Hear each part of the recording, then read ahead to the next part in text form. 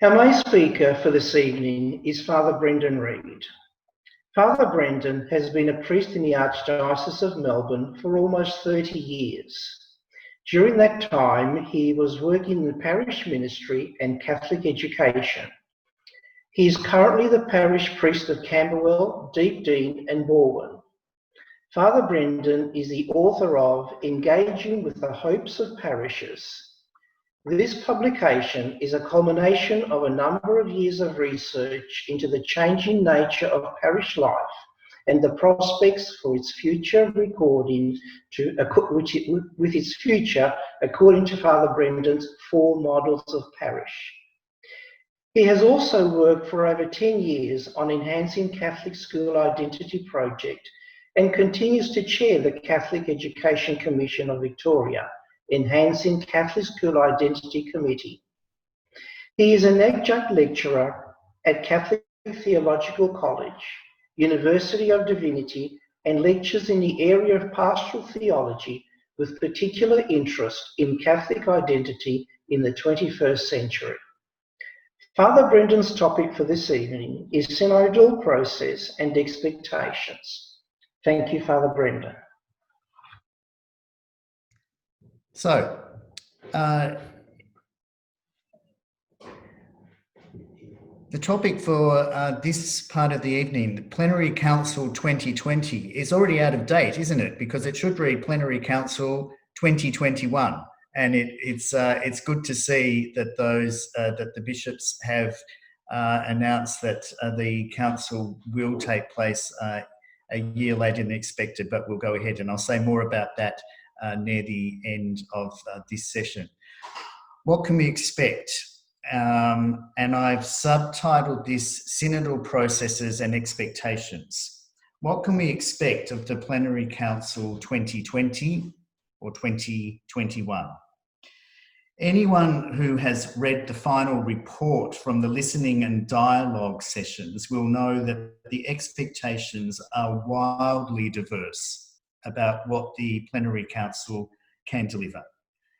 If you read that document, you can see some people are calling for specific changes, for example, specific changes to ministry, including the ordination of women and of married men. Others are calling for a reaffirmation of current practice, no change. Some are calling for clearer, stronger teaching of doctrine. Others are calling for change. The diversity in the expectations can hardly believe that they will be met. And I'm not or cannot, or do I think it's helpful to try and assess and predict the likelihood of the outcome of any of those specific expectations and how they'll be fulfilled or thwarted. That's not what I'm intending to do tonight.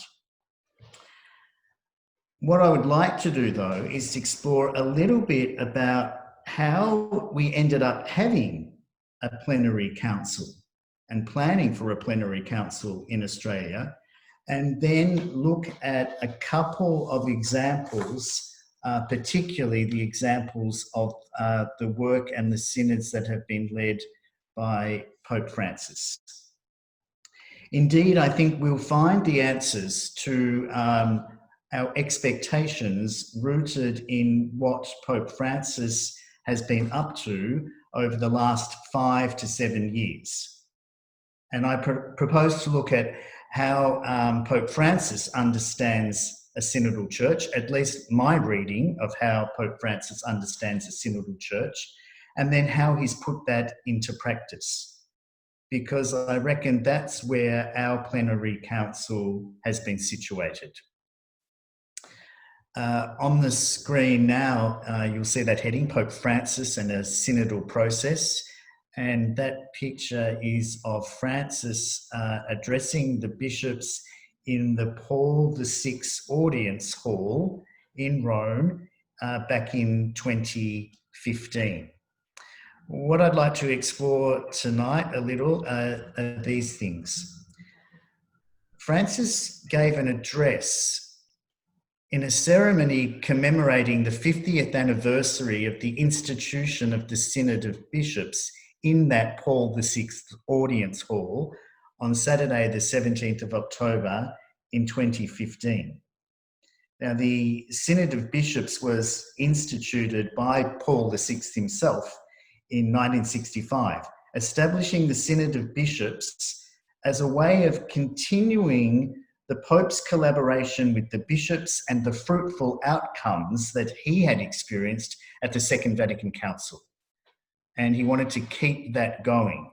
So in 1965, the Synod of Bishops was instituted where bishops would regularly, at regular intervals, meet together to discuss and discern matters in relation to the Church, its beliefs, its practice, and its mission. There have actually been 16 of those synods take place since that time, and 3 of them have taken place under Pope Francis. And Francis has his own take on what the synod should be and can be. So we'll have a look at, spend a little bit of time, I'm proposing tonight to spend a little bit of time at what did Francis say at that ceremony commemorating the 50th anniversary of the institution of the Synod of Bishops in 2015. Then I'd like to have a look at how that was taken up by the International Theological Commission document on synodality that soon followed Pope Francis's address commemorating the institution of the Synod of Bishops, and they produced that document in 2018. After having a bit of a look at those 2 documents, I'd just like to reflect a little bit on what I saw and others have seen unfolding during the Synod on the Family. What took place there? What processes were at place? What could we learn about a synodal church from what occurred during that Synod on the Family? The most recent synod then on the Amazon, I'll say a couple of words about, but we won't have time to go into all of that. And then some conclusions about synodal processes and expectations. If I was in the room with you, I'd say, is that all okay? And you'd probably all nod yes. So if you can nod yes on the screen, then we'll keep going. At least those I can see are agreeing. So we'll move ahead.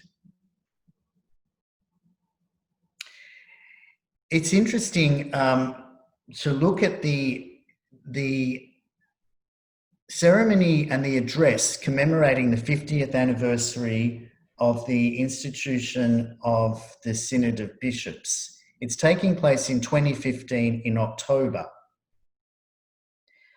The Synod on the Family took place, and I'll say more about this in a moment, over 2 phases. And the second one, the actual Synod on the Family, took place in October 2015, and it was not finished by Saturday, the 17th of October in 2015. So when Francis is commemorating the institution of the Synod of Bishops, he's addressing a lot of bishops and cardinals who were present in Rome going through the Synod on the Family. And I think that helps to add some context to the words that he says to them. This is how Francis describes how he sees a synod, the 50th anniversary speech. A synodal church, he says, is a church which listens, which realises that listening is more than simply hearing. It is a mutual listening in which everyone has something to learn. The faithful people, the College of Bishops, the Bishop of Rome, all listening to each other and all listening to the Holy Spirit, the Spirit of truth, in order to know what he says, that Spirit of truth, to the churches. So Francis, in the middle of the Synod on the Family, commemorating the 50th anniversary of the institution of synods, is calling those who would listen, and in his audience were mainly the cardinals and bishops and those participating in the Synod on the Family, to be listening to each other, to be learning from each other. Now, normally when somebody makes a speech like that, when a parent in a family, mum or dad, someone in school decides to make a speech, I better tell them that they should be listening as well as just talking. It's often because it's not happening. So Francis, I think, is setting out a correction, calling a synodal church and those involved in synod to mutual listening. It's the first thing that he says.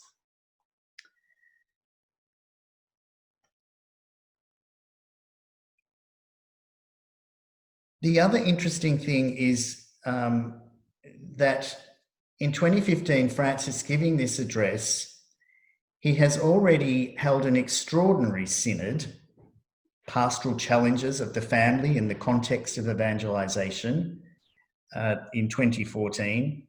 And as I said, is almost at the end of the synod on the vocation and mission of the family in contemporary culture. He goes on and says this: the Synod of Bishops is the point of convergence of this listening process, conducted at every level of the church's life. So the bishops gathered in synod in Rome is the point of convergence. It's not the beginning point. It's not the only point. It's not the end point. It's where the listening convergence happens. The synod process begins, he says, by listening to the people of God, which shares also in Christ's prophetic office. And that's inverted commas, and it's a reference to Lumen Gentium, the document on Vatican II on the Church, that talks about all the baptized sharing in the priestly, prophetic, kingly ministry of Christ. So the synod process begins by listening to the people of God, which shares in Christ's prophetic office according to a principle dear to the church of the first millennium. What touches all must be approved by all. He goes on. Synodality as a constitutive element of the church offers us the most appropriate interpretive framework for understanding the hierarchical ministry itself. So now he's addressing those in the hierarchy. If we understand, as St. John Chrysostom says, and there's John standing in that picture next to this statement, the church and synod are synonymous, inasmuch as the church is nothing more than the journeying together. Now, this journeying together comes up again and again in the notion of synodality and a church that is a synodal church, that it's two partners journeying together. So the church and synod are synonymous inasmuch as the church is nothing more than the journeying together of God's flock along the path of history towards the encounter with Christ the Lord. Then we understand too that within the church, no one can be raised up higher than others.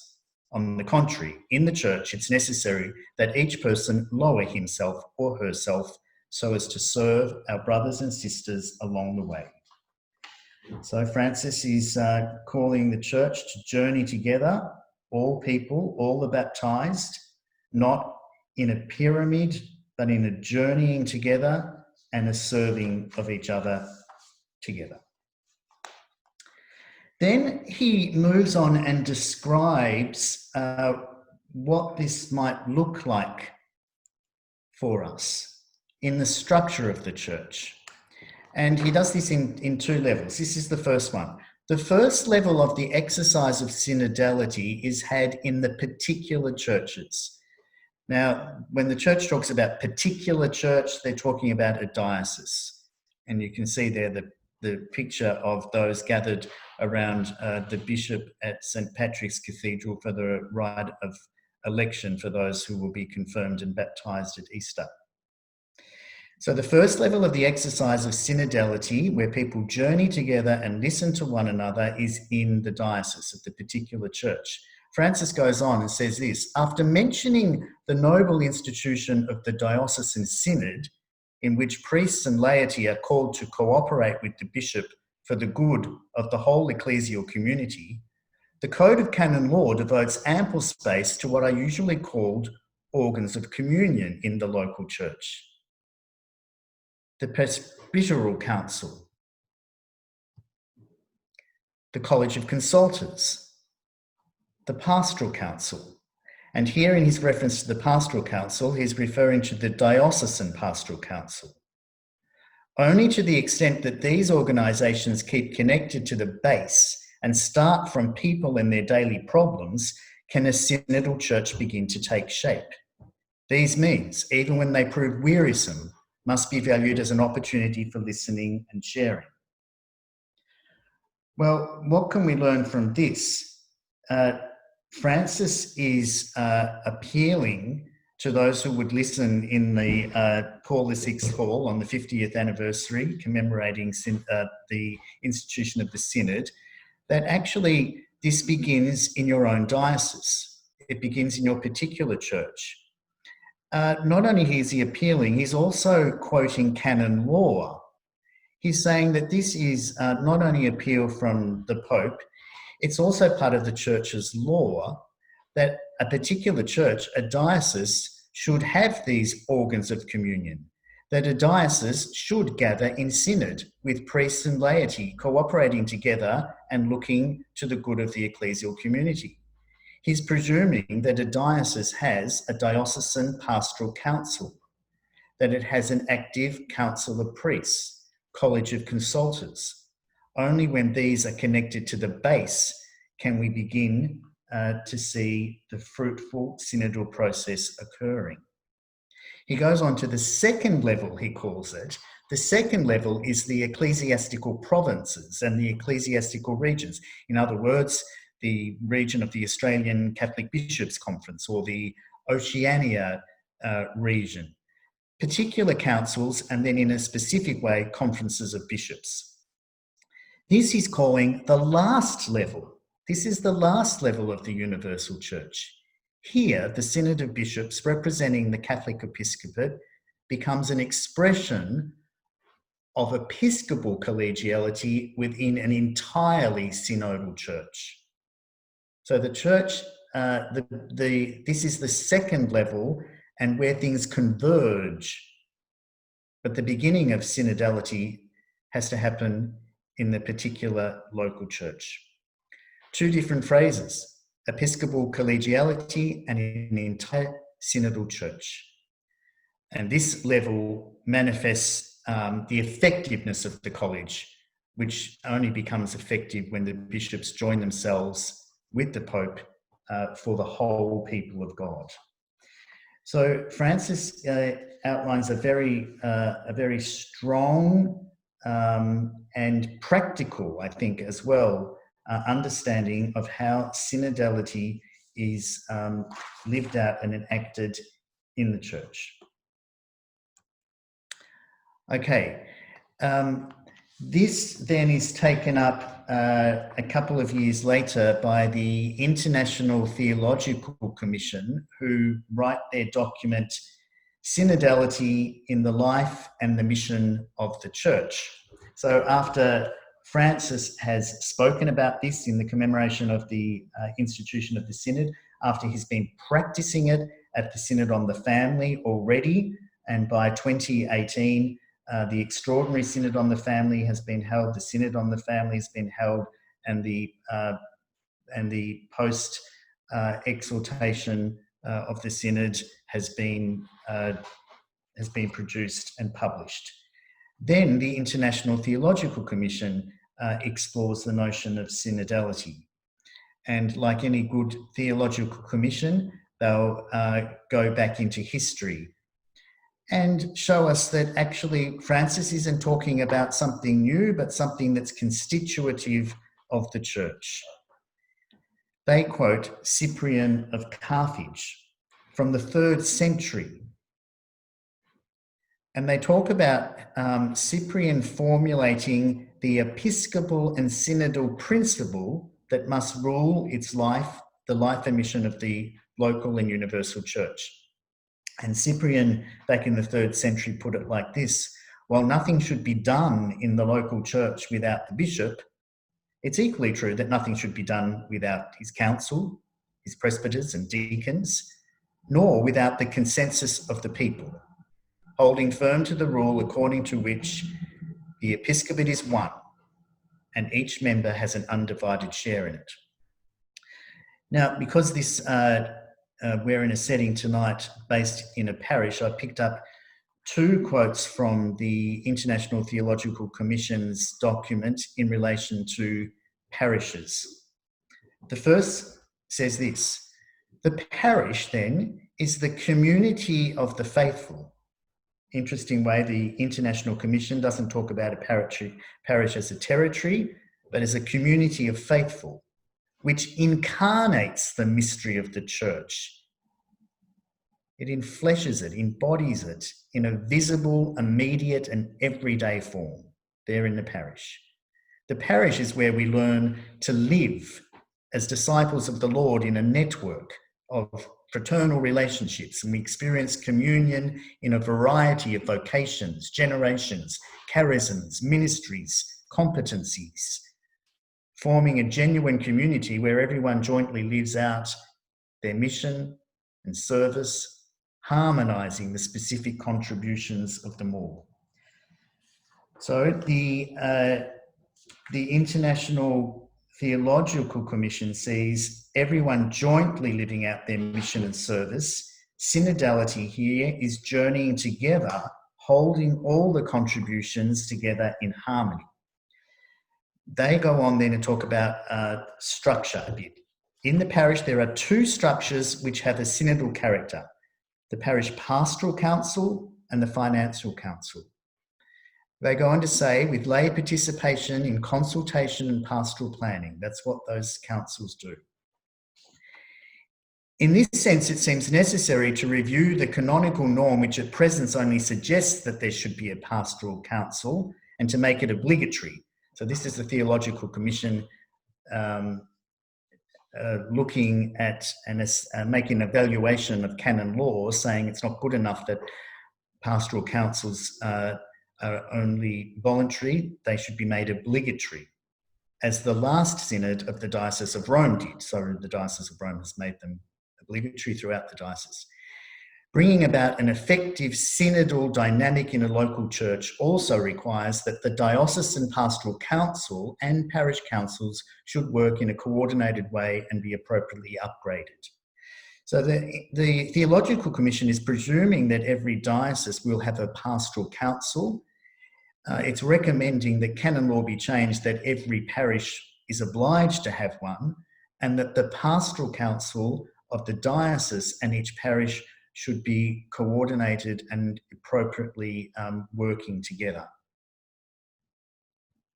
Okay, so for those of you who have had enough of the theory of Pope Francis on synodality and the International Theological Commission, I just thought a bit of a word, an example about the Synod and the family. Let's look a bit at how this played out, how it was played out by Francis in fact. In 2015, he'd called the Synod on the vocation and mission of the family in the church and in the modern world. And in order to hold this, you can see that Francis is already engaging himself in a synodal process. In order to convene the Synod on the family, what he did was the year before convene an extraordinary general synod on the pastoral challenges of the family in the context of the church. So it was a long process, but it didn't just begin in 2014. You might remember that in order to hold the extraordinary synod in 2014, Pope Francis called for consultation of the faithful from particular churches around the globe. So the Vatican asked for parish level input on this document. You may remember this. You may remember being asked to give your views, to contribute to your understanding about the challenges and so forth. Many dioceses didn't know what to do or how to handle this. The Synod of Bishops Secretariat in Rome were thrown into turmoil. This hadn't happened in a long time, probably not in a synod since Vatican II. Even the bishops of the church would often lament the fact that when they arrived in Rome for the meetings of the synod, that the documents had already been prepared in advance and there wasn't really an opportunity for input and dialogue. Francis wanted to change this. He wanted people to be involved in the discussion from the beginning. He wanted to put into practice what he understood by a synodal church and to encourage and promote and to try and invigorate it across the globe. In addition, as well as cardinals and bishops, expert and family members were invited to contribute to the proceedings and be auditors at that extraordinary synod on the family. You might remember Ron and Mavis Parola were there representing Australia. They hit the papers on the first day of the opening of that synod with their short address. They had no idea that this was going to happen. They had prepared their, they'd been invited to give an intervention at the start. Ron and Mavis had been Catholics for many, many years in Australia, involved promoting and running Marriage Encounter, Antioch for dozens of years, and contributed to the church in many, many ways. They were speaking as parents, as grandparents, telling their story and the story of their friends. And many more stories emerged as the synod went on. They hit the papers around the globe because they spoke of their friends who had asked them to tell the story about welcoming their gay son and his partner to Christmas lunch with their family. They thought it was uncontroversial, but it ended up hitting the papers. Other stories emerged, stories about divorced and remarried Catholics, their feelings, how they'd felt excluded from the church, looking for a new place in the church, and so forth. These stories went on. The synod debated and discussion continued throughout the two-part series over 2 or 3 years. Discussion that couldn't have taken place in the past was allowed to take place. And as the final documents were taking shape, it became clear that there was diversity among the cardinals and among the bishops. They didn't all see things in the same way. They voted differently. In these documents, often that when they come to the conclusion that someone's been working on putting paragraph after paragraph together, and then each of the groups votes, each person votes on the acceptance or not of the various paragraphs. There was a lot of division and diversity. What did Francis do about that? He said, that's okay. Let's leave that there and come back next year. Let's keep the synodal process of journeying together to discover and understand each other open for another year. Let's keep the discussion going. That synod completed still with open questions and ongoing dialogue, and then produced Amoris Laetitia, the joy of love, Pope Francis's apostolic exhortation on love and the family.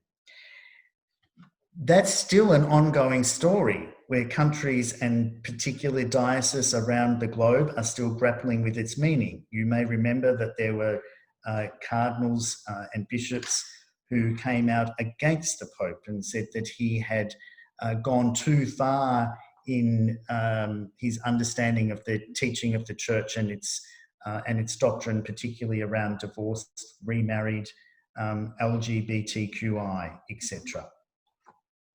It's an unfolding story. On the screen now, there's a reference to James Martin, Jesuit, who wrote about this at the time and suggested that there were 5 things that Pope Francis gave us at this synod.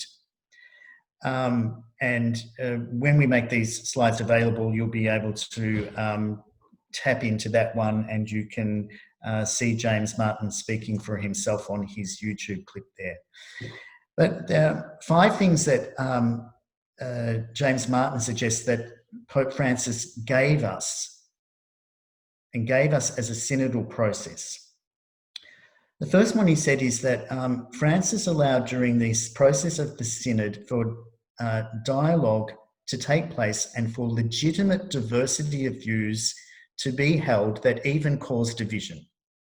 That people had to sit with divergent views, legitimate diversity, and that it wasn't shut down, it wasn't resolved. The tensions were allowed to remain. And in some cases, they're still unfolding and still being worked out. The second thing that Martin tells us that Francis gave us in this synod is transparency. So from around the globe, people were watching what was going on at the synod, that documents were made public, that the votes of various documents was made public. At the end of the synod, Francis gathered outside the synod hall and thanked the media for being there and for their participation and for reporting on the synod. Martin will claim that Francis also gave us a new language that emerged out of the Synod on the Family. For example, at the time, there was a lot of talk about the inclusion of gay Catholics in their parishes and how they could be welcomed and made part of the life of the parish in a way that hadn't been spoken of before, in a way that transcended the narrow definition of homosexuality in the Catechism of the Catholic Church.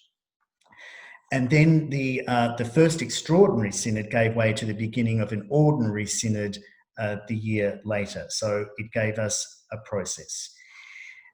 In some ways, and then finally the post-synodal exhortation that I mentioned earlier, Amoris Laetitia, the joy of love, that is still unfolding. And in fact, it's such a rich document. I recently returned to it to see some of the ways in which Francis talks about love in the family.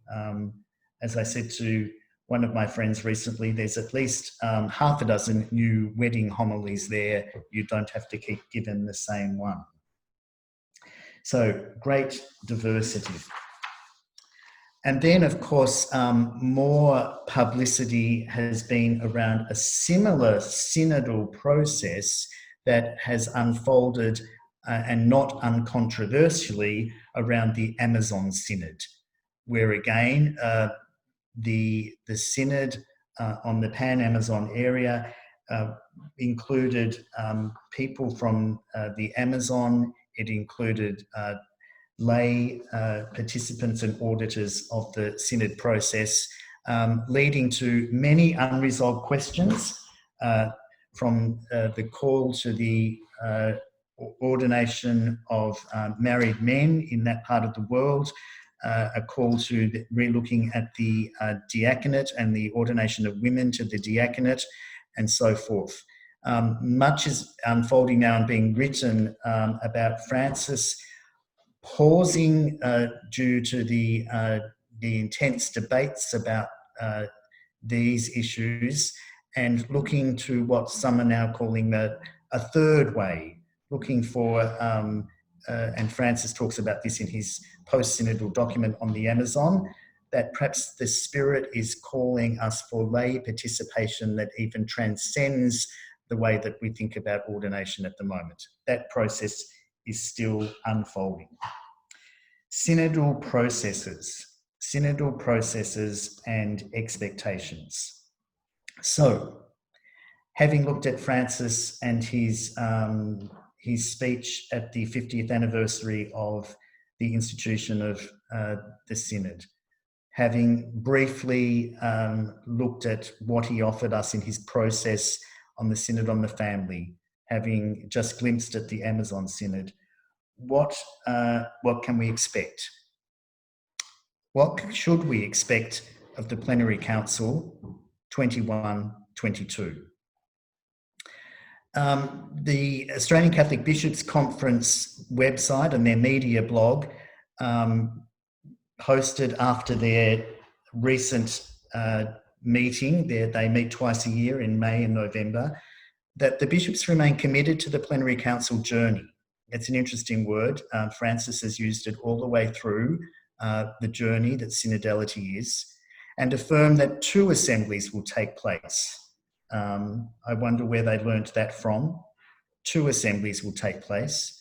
This allows for the maturation of the discussions and discernment of the first assembly to develop with clarity and lead into the second gathering, a bit like what Francis has modelled. I don't expect you to read this, but just putting up there on May 18th, just a couple of days ago, the Australian Catholic Bishops released a second press release, an historic review of church governance presented to leaders, to the Australian Catholic Bishops and to Catholic Religious Australia. Just if you do want to try and read that, there it is, some highlights from that. The Australian Catholic Bishops have welcomed a report into Catholic Church governance practices and possible reforms, which was presented to them shortly before their plenary meeting. The report is entitled "The Light from the Southern Cross, Promoting Co-Responsibility Governance in the Catholic Church in Australia," and it was commissioned by the Bishops' Conference following the recommendation of the Royal Commission into Institutional Response to Child Sex Abuse.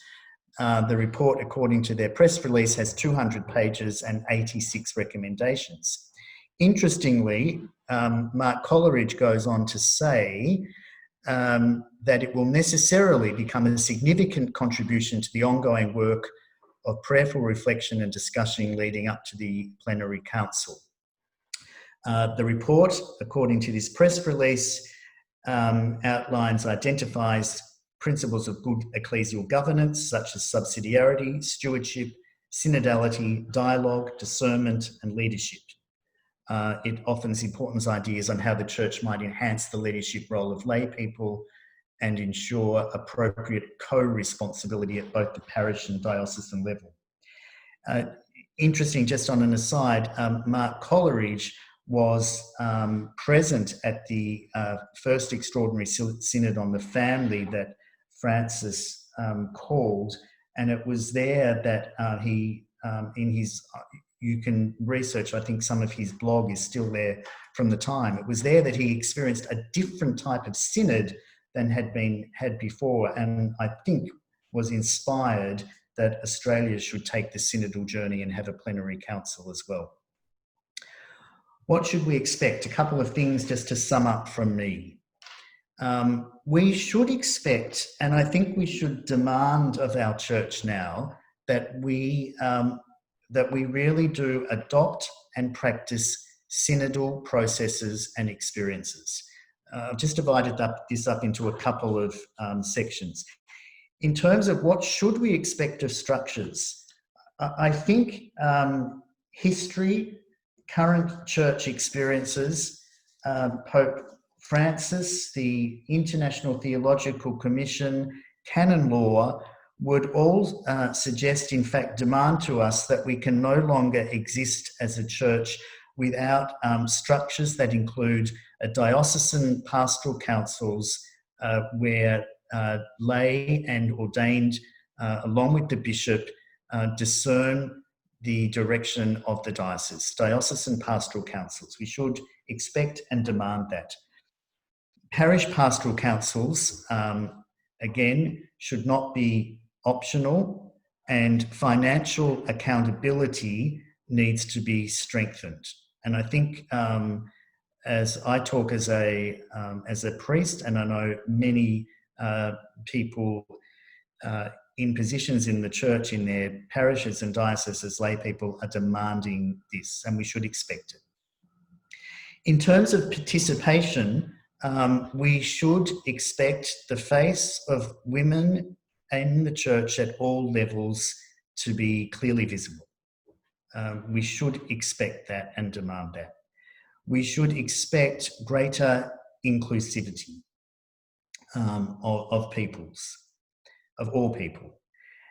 What should we expect in terms of a style of church? What does a synodal church call for in terms of its style? There should be open discussion.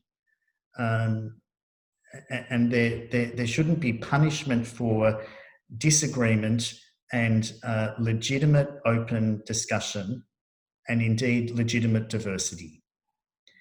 What should we expect in style? We should expect uncertainty and debate. And one of the things that I would say about the Plenary Council is I don't think we should expect, nor should we desire, that in the first sitting of the council that there's a whole lot of law passed and regulations made. I think synodality would ask us to mature in the Catholic Church in Australia and continue with discussion and live with uncertainty and debate for a bit longer. We should expect dialogue and gospel discernment. And the third night of this series, Kevin Lenihan will talk to us more about discernment as well. We should expect a fresh look at what our mission is and how we do proclamation of the gospel. And that's for everyone, for all the baptized. And we should expect a style of that looks to the particular nature of the church in Australia. I'm thinking particularly of Aboriginal and Torres Strait Islanders' contribution, but I'm thinking also of other Australian contributions to how the Catholic Church in Australia is seen and lived out. There'll be what are some of the challenges to this synodal way? Pope Francis has on many occasions outlined clericalism and entitled clerical culture as an obstacle to the synodal way. I would add a limited willingness to dialogue. There must be willingness in participants to enter into dialogue for a synodal process to happen. Running out of patience for many people, the exasperation with the speed at which synodal processes do or don't move. Culture, I noticed Simon spoke about culture in his introductory reflection. Culture can get in the way as well as being an enabler. So the transformation of the culture that allows a synodal way to happen.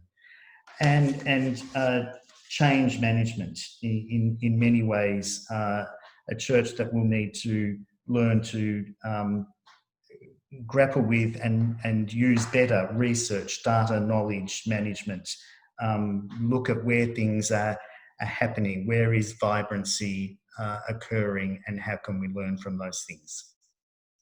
So, in October 21 now, we've been given another year.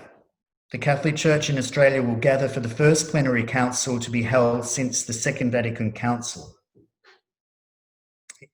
In 2018, the entire people of God in Australia began preparing for this historic moment